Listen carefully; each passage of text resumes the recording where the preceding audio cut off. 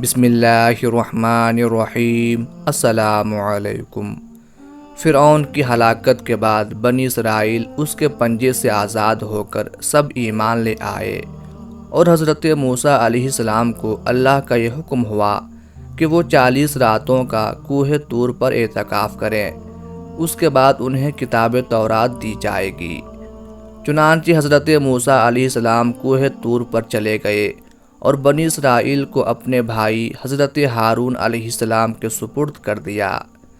آپ 40 دن تک دن بھر روزہ دار رہ کر ساری رات عبادت میں مشغول رہتے، اور ادھر سامری کو بنی اسرائیل کو گمراہ کرنے کا موقع مل گیا۔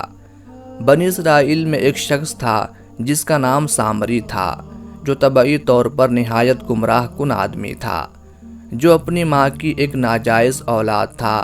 اس کی ماں نے برادری میں رسوائی اور بدنامی کے ڈر سے اس کو پیدا ہوتے ہی پہاڑ کے غار میں چھوڑ دیا تھا، اور حضرت جبرائیل علیہ السلام نے اللہ کے حکم سے اس کو اپنی انگلی سے دودھ پلا پلا کر پالا تھا۔ اس لیے سامری حضرت جبرائیل علیہ السلام کو پہچانتا تھا۔ اس کا پورا نام موسیٰ سامری ہے، اور حضرت موسیٰ علیہ السلام کا نام بھی موسیٰ ہے۔ موسیٰ سامری کو حضرت جبرائیل علیہ السلام نے پالا تھا، اور حضرت موسیٰ علیہ السلام کی پرورش فرعون کے گھر میں ہوئی تھی۔ مگر اللہ کی شان دیکھیے کہ فرعون کے گھر میں پرورش پانے والے حضرت موسیٰ علیہ السلام اللہ کے رسول ہوئے، اور حضرت جبرائیل علیہ السلام کا پالا ہوا موسیٰ سامری کافر ہوا، اور بنی اسرائیل کو گمراہ کر کے اس نے بچھڑے کی پوجا کرائی۔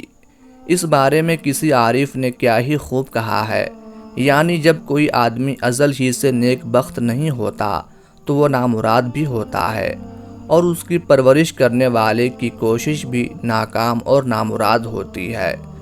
جس طرح کہ موسیٰ سامری جو حضرت جبرائیل علیہ السلام کا پالا ہوا تھا وہ کافر ہوا، اور حضرت موسیٰ علیہ السلام جن کی پرورش فرعون کے گھر میں ہوئی وہ اللہ کے رسول ہوئے۔ اس کا راز یہی ہے کہ موسیٰ سامری ازلی شقی اور پیدائشی بدبخت تھا، اس لیے حضرت جبرائیل علیہ السلام کی تربیت اور پرورش نے بھی اس کو کوئی نفع نہ دیا، اور وہ کافر کا کافر ہی رہ گیا۔ جبکہ حضرت موسیٰ علیہ السلام چونکہ ازلی سعید اور نیک بخت تھے، اس لیے فرعون جیسے کافر کی پرورش سے بھی ان کو کوئی نقصان نہیں پہنچا۔ جن دنوں حضرت موسیٰ علیہ السلام کوہ طور پر اعتکاف کی حالت میں تھے تو سامری نے آپ کی غیر موجودگی کو غنیمت جانا، اور یہ فتنہ برپا کر دیا کہ اس نے بنی اسرائیل کے سونے چاندی کے زیورات کو مانگ کر پگھلایا، اور اس سے ایک بچھڑا بنایا، اور حضرت جبرائیل علیہ السلام کے گھوڑے کے قدموں کی خاک جو اس کے پاس محفوظ تھی، اس نے وہ خاک بچھڑے کے منہ میں ڈال دی تو وہ بچھڑا بولنے لگ گیا۔ پھر سامری نے مجمع عام میں یہ تقریر شروع کر دی کہ اے بنی اسرائیل، حضرت موسیٰ علیہ السلام خدا سے باتیں کرنے کے لیے کوہ طور پر تشریف لے گئے ہیں، لیکن خدا تو ہم لوگوں کے پاس آ گیا ہے، اور بچھڑے کی طرف اشارہ کر کے بولا کہ یہی خدا ہے۔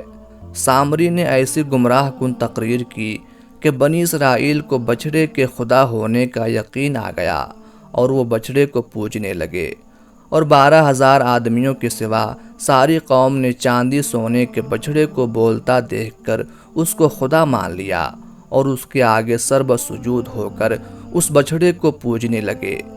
چنانچہ اللہ تبارک و تعالیٰ کا ارشاد ہے کہ اور موسیٰ کے بعد اس کی قوم اپنے زیوروں سے ایک بچھڑا بنا بیٹھی ہے، بے جان کا دھڑ تھا، وہ گائے کی طرح آواز کرتا۔ جب 40 دنوں کے بعد حضرت موسیٰ علیہ السلام اللہ تعالیٰ سے ہم کلام ہو کر اور تورات شریف ساتھ لے کر بستی میں تشریف لائے، اور قوم کو بچھڑا پوجتے ہوئے دیکھا تو آپ پر بے حد غضب و جلال طاری ہو گیا۔ آپ نے جوش و غضب میں اپنے بھائی حضرت ہارون علیہ السلام کی داڑھی اور سر کے بال پکڑ کر گھسیٹنا اور مارنا شروع کر دیا، اور فرمانے لگے کہ کیوں تم نے ان لوگوں کو اس کام سے نہیں روکا؟ حضرت ہارون علیہ السلام معذرت کرنے لگے، جیسا کہ قرآن مجید میں ہے کہ کہا، اے میرے ماں جائے، قوم نے مجھے کمزور سمجھا اور قریب تھا کہ مجھے مار ڈالیں، تو مجھ پر دشمنوں کو نہ ہنسا اور مجھے ظالموں میں نہ ملا۔ حضرت ہارون علیہ السلام کی معذرت سن کر حضرت موسیٰ علیہ السلام کا غصہ ٹھنڈا پڑ گیا۔ اس کے بعد آپ نے اپنے بھائی حضرت ہارون علیہ السلام کے لیے رحمت اور مغفرت کی دعا فرمائی۔ پھر آپ نے اس بچھڑے کو توڑ پھوڑ کر اور جلا کر اور اس کو ریزہ ریزہ کر کے دریا میں بہا دیا۔ پھر اللہ تعالیٰ کا یہ حکم نازل ہوا کہ جن لوگوں نے بچھڑے کی پرستش نہیں کی ہے وہ لوگ بچھڑا پوجنے والوں کو قتل کر دیں۔ چنانچہ سامری سمیت 70,000 بچھڑے کی پوجا کرنے والے قتل ہو گئے۔ اس کے بعد یہ حکم نازل ہوا کہ حضرت موسیٰ علیہ السلام 70 آدمیوں کو منتخب کر کے کوہ طور پر لے جائیں اور یہ سب لوگ بچھڑا پوجنے والوں کی طرف سے معذرت طلب کرتے ہوئے یہ دعا مانگیں کہ بچھڑا پوجنے والوں کے گناہ معاف ہو جائیں۔ چنانچہ حضرت موسیٰ علیہ السلام نے چن چن کر اچھے 70 آدمیوں کو ساتھ لیا اور کوہ طور پر تشریف لے گئے۔ جب لوگ کوہ طور پر طلب معذرت اور استغفار کرنے لگے تو اللہ تعالیٰ کی طرف سے آواز آئی کہ اے بنی اسرائیل، میں ہی ہوں، میرے سوا تمہارا کوئی معبود نہیں۔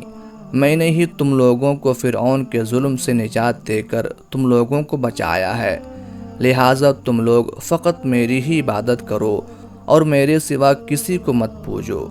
اللہ تعالیٰ کا یہ کلام سن کر یہ 70 آدمی ایک زبان ہو کر کہنے لگے کہ اے موسیٰ، ہم ہرگز آپ کی بات نہیں مانیں گے جب تک ہم اللہ تعالیٰ کو اپنے سامنے نہ دیکھ لیں۔